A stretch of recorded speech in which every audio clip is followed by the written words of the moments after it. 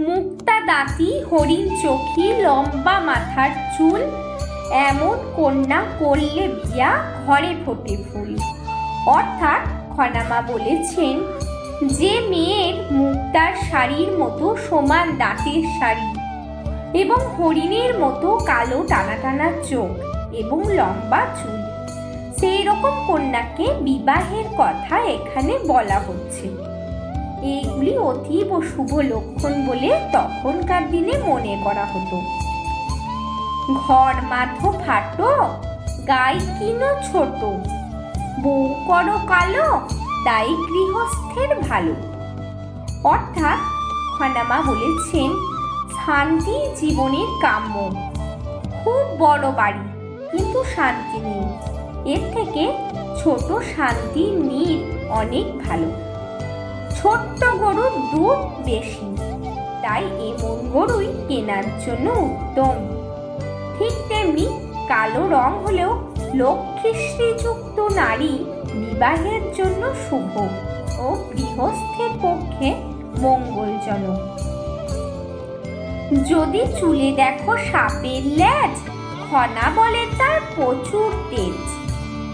অর্থাৎ খনামা বলেছেন, যে নারীর চুল দেখলে সাপের লেজের কথা মনে করেন, তিনি প্রকৃতই তেজস্বিনী কন্যা হন। এমন নারী সকলের সম্ভ্রম জিতে নেন। কোকড়ানো কেশ, দীঘল নাক, সত্যবাদী সে খনার বাপ। অর্থাৎ খনামা বলেছেন, যে কন্যার বা মেয়ের মাথার চুল কোকড়ানো প্রকৃতি, সেই রূপ কন্যা সত্যবাদী হয়। সর্বদা সত্যি কথা বলা আজকের যুগে বিরল একটি গুণ, তাই এইরূপ প্রকৃতির মানুষ সকলের কাছেই দৃষ্টান্ত স্বরূপ হয়ে থাকে। ঠোঁটের ওপরে গোফের শাড়ি, নিশ্চয়ই সে শক্ত নারী। অর্থাৎ খনামা বলেছেন, যেই নারীর ঠোঁটের ওপর গোফের হালকা রেখা থাকে, সে একটু কঠিন প্রকৃতির মানুষ হন। জীবনে চলার পথে সে একাই যথেষ্ট, সহজে হার মানেন না।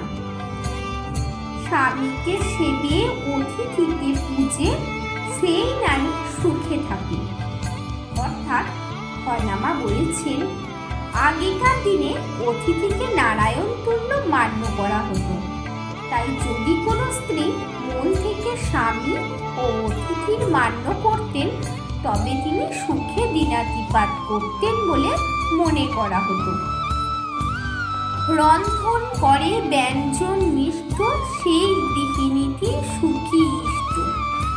অর্থাৎ খনামা বলেছেন, যেই নারী সুস্বাদু পদসমূহ রন্ধন করেন, তার প্রতি সকলেই খুশি থাকেন, কারণ ভালো খেতে সকলেই পছন্দ করেন।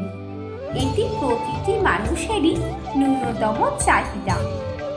যদি কারো রান্নায় মানুষ তৃপ্ত হয়, তবে সেই বিষয় তার দক্ষতা প্রশ্নাতীত। শাশুড়িকে শুধিয়া করে যত কর্ম, সেই নারীকে কভু না ছাড়ে ধর্ম। অর্থাৎ খনামা বলেছেন, যেই স্ত্রী গৃহের সংসারের সমস্ত কাজই শাশুড়ি মাতাকে জিজ্ঞাসা করে করেন, তিনি সর্বদা ধর্মকে সাথে নিয়ে চলছেন। কারণ জীবনে চলার পথে অভিজ্ঞতার একটা দাম থাকে। সেই সূত্রে প্রবীণা মহিলার কথার মান্যতা দিতেই হয়, তবে অবশ্যই যদি তিনি ন্যায্য কথা বলেন তবেই। তেরা চক্ষু যদি হয় বা চঞ্চল নয়না, দুঃশীলা নারী সে অথবা পিঙ্গল বরণা। অর্থাৎ খনামা বলেছেন, তেরা চোখ বা অতি চঞ্চল চোখ যদি কোনো নারীর হয়, তাও অশুভ ইঙ্গিতবাহী। এছাড়াও যদি কারো কটা চোখ হয়, তাও মঙ্গলজনক নয়। তখনকার দিনের মানুষ এই সব কিছুকে ভয় পেত, এড়িয়ে যেতে চেষ্টা করত। মধ্যপুষ্টা যদি হয় রাজার ও বালিকা, কুলযুক্তা হলেও অশুভদায়িকা। অর্থাৎ খনামা বলেছেন, অতি উচ্চ বংশজাত রাজকন্যারও যদি মধ্যপ্রদেশ পুষ্ট অর্থাৎ সোজা কথায় ভুঁড়ি থাকে, তা মোটেও শুভ লক্ষণ নয়, কারণ এটি অত্যন্ত অশুভ সংকেত।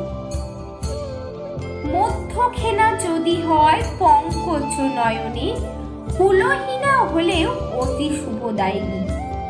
অর্থাৎ খনামা বলেছেন, শরীরের মধ্যদেশ অর্থাৎ কোমর সরু হওয়াকে আগেকার দিনে খুবই শুভ লক্ষণ বলে ধরা হতো। যদিও আজকেও আমরা সরু কোমরই বেশি পছন্দ করি। চিকিৎসা শাস্ত্র এবং সৌন্দর্যের বিচারে পাতলা কোমর আজও প্রাধান্য পায়।